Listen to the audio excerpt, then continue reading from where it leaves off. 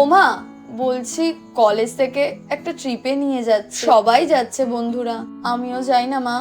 বিয়ে করো, তারপরে শ্বশুর বাড়িতে ওইসব করবে। শোনো না, বলছি কি অনেকদিন পর না একটু বন্ধুদের সাথে ঘুরতে যাব, তুমি আমাকে একটু ড্রপ করে দেবে গো?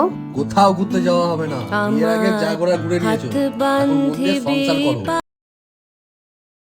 মা শোনো না, আজকে কিন্তু ফিরতে একটু লেট হবে, একেবারে টিউশন করে নাচের ক্লাস করে ফিরবো।